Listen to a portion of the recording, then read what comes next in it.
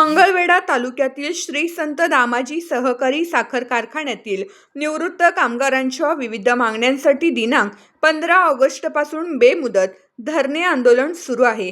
आपल्या हक्काच्या मागण्यांसाठी निवृत्त कामगारांनी सुरू केलेल्या या आंदोलनाला आता विविध स्तरातून पाठिंबा मिळताना दिसत आहे। आज दामाजी कारखान्याचे सभासद तथा आम आदमी पार्टीचे मंगळवेढा तालुका अध्यक्ष एकनाथ फटेसर यांनी आंदोलनस्थळी भेट देत निवृत्त कामगारांच्या आंदोलनाला जाहीर पाठिंबा दर्शविला।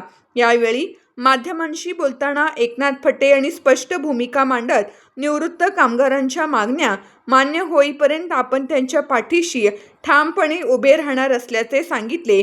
ज्या कामगारांनी आपल्या आयुष्याची अनेक वर्षे श्री संत दामाजी सहकारी साखर कारखान्याच्या उभारणीसाठी आणि प्रगतीसाठी घातली, त्या निवृत्त कामगारांचे कष्टाचे पैसे थकीत ठेवणे ही गंभीर बाब असल्याचे त्यांनी नमूद केले। निवृत्त कामगारांनी आपल्या हक्काच्या पैशांसाठी आंदोलन करण्याची वेळ येणे ही दुर्दैवी परिस्थिती आहे। कामगारांच्या मागण्यांकडे गांभीर्याने पाहून कारखाना प्रशासन आणि संचालक मंडळाने तातडीने सकारात्मक निर्णय घ्यावा अशी मागणीही एकनाथ फटे यांनी केली।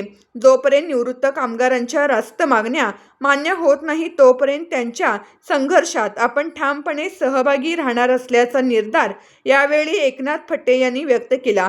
त्यामुळे निवृत्त कामगारांच्या बेमुदत धरणे आंदोलनाला आता राजकीय आणि सामाजिक पाठिंबाही मिळू लागला असून कारखाना प्रशासन या आंदोलनाची दखल घेऊन कोणता निर्णय घेणार याकडे लक्ष लागले आहे। एक सभासद म्हणून मी या ठिकाणी कामगारांच्या व्यथा, मी बी एक कामगार होतो, कामगार व्यथा काय असतात मला माहित आहे, म्हणून ह्यांची दैनिक अवस्था बघून ह्यांना मी पाठिंबा देण्यासाठी आणि ह्यांना भेट देण्यासाठी मी या ठिकाणी आलेलो आहे। तर ह्या ठिकाणी उद्देश असा आहे की दामाजी कारखाना स्थापन झाल्यापासून बऱ्याच वेळेला कारखाना व्यवस्थित न रिपेअर करणं किंवा अशा अनेक अडचणी कारखाना डब घायला आला असताना सुद्धा कामगारांनी स्वतःचा पगार माझा आम्हाला देऊ नका पण कारखाना चालवा म्हणून ह्यांचे बरेच वेळा ह्यांचे फार मोठे योगदान लाभलेलं आहे कारखान्यासाठी। आणि नेमकं ज्यावर कारखाना उभा राहतो किंवा चालतो कामगारांच्या कर्मचाऱ्याशिवाय कारखाना चालत नसतो, पण नेमकं जे उपासमारी होते कामगारांची त्या कामगाराचा पगार हे देतो म्हणणं किंवा एक देतो एक घेतो असं म्हणून आतापर्यंत चालढकल केलेलं आहे, हे अशोभनीय गोष्ट आहे। कारण त्यांचा संसार, त्यांचे लेकरं बाळे, त्यांच्या पगारी आता 1-2 तारखेला वाट बघितली तर त्यांना पगार मिळत नाही। त्यांचं डोळा असो, दुधाचा असो, मेडिकल असो किंवा कुठल्या प्रकारचं असो, त्यांना त्याशिवाय पर्याय नसतो, म्हणून यांचं पगार हे न थांबायला पाहिजे। खरं म्हणजे आता शेतकरी बिल म्हणा किंवा बाकी सगळं चालतं आणि कामगाराचा पगारच का होत नाही, चालू होत नाही, तर ही थोडीशी दयनीय एक अशोभनीय बाब या ठिकाणी दामाजी कारखान्याला आपण बघतोय। त्याचप्रमाणे दामाजी मशिनरी या ठिकाणी फार मोठी चांगली होती, दामाजी मशिनरी माडवाकेला चांगले स्थापन केल्यामुळे हे दिवस आलेत, अन्यथा हे दिवस आपल्याला चांगले बघायला मिळाले नसते। एक दामाजी कारखाने मशिनरी चांगली आणि कामगार वर्गाने यांचं योगदान जे मोठं होतं त्यामुळे हा कारखाना खरा आतापर्यंत नावारूपाला आला आहे। त्याचबरोबर कारखान्याची काटा न मारणे आणि सोलापूर जिल्ह्यामध्ये दामाजी कारखान्याला ऊस घालण्याबद्दल जे लोकांचं लोकमत आहे ते खूप आहे, विश्वासार्ह आहे। आणि हे असं असून सुद्धा आपल्या कारखान्याला बरेचशा वेळेला अनेक संचालक मंडळ आलं, त्यात अनेक संचालक मंडळापैकी बरेचशा वेळेला रिकव्हरी फार कमी आली आणि बरेचशा रिकव्हरी चांगली बी आली, पण तरी सुद्धा भारत नाना बालकांच्या अधिकार सिस्टम होतं त्या टायमाला साखरे साठा खूप होता।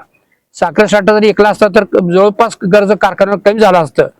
आणि तिथून पुढं प्रत्येक संचालक मंडळाची एक वस्तू तिथे आपण काय बोगस बोलत नाही, आकडेवारीचं आम्ही बोलतो। तर आज एवढा कारखाना एवढा कर्जात चाललाय आणि दरवर्षी असा जर कारखाना कर्जात चालला तर आपल्याला हे कारखाना एक वेळ बंद ठेवायची परिस्थिती होईल।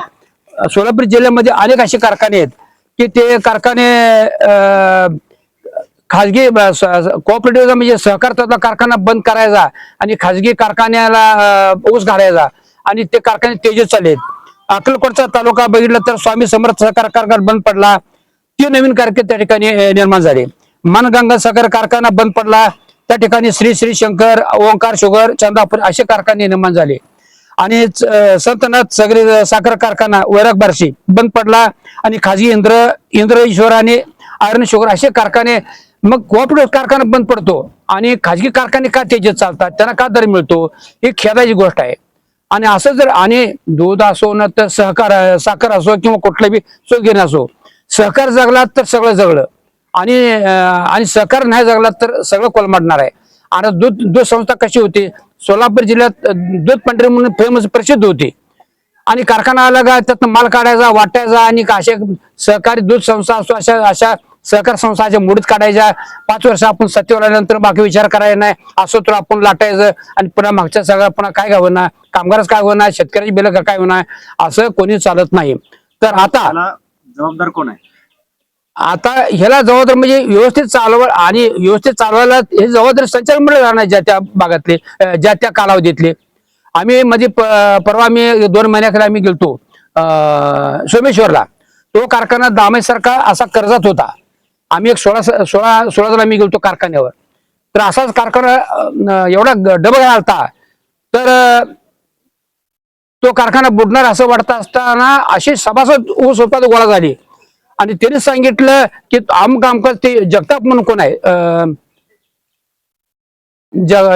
कोणता जगताप आहे, जगतापला चेअरमन केलं तर हा कारखाना वाचणार आहे असं लोकांतूनच तो संचालक, तो चेअरमन म्हणून त्याचं नाव आलं. आणि ज्या त्या भागातला हा संचालक असेल तर आम्ही त्याला आहे, हा संचालक असेल तर आम्ही आहे असं म्हणून लोकांनी चेअरमन आणि संचालक बॉडी निर्माण केली. तो आज कारखाना 35 रुपयात दर देतो दिला मी तिने सांगितलं. कारखाना काल आले सोमेश्वर 4000 डिक्लेअर केला. काल झाले, आम्ही कानाला ऐकलं, डोळ्यानं बघितलंय. 35 बर गेला. आता संचालक मंडळ बदललं पाहिजे. संचालक मंडळ निवृत्त कर्मचाऱ्याचा हे निवृत्त कर्मचारी प्रश्न आहे की आमचं थकीत बदललं पाहिजे, हा उद्देश आहे. आता बाकी ह्या कारखान्यात समस्या खूप आहेत, परंतु आपण भेटीचा उद्देश काय, कामगाराचा पगार नियमित झाला पाहिजे. त्याचा रोजीरोटी आहे, त्याचा पगार आहे, त्याचे लेकरबाळ संसार आहेत, लग्नाचे आहेत, शिक्षण आहेत, यांच्यापासून वंचित राहू नये म्हणून ह्याचा जरूर विचार करून या कर्मचाऱ्यांचा रोजीरोटीचा प्रश्न हा गंभीर आहे, तर त्याचा मुडीत काढावा असं माझ्या वतीने त्यांना मी विनंती देतो. पेमेंट आमचं मिळावं.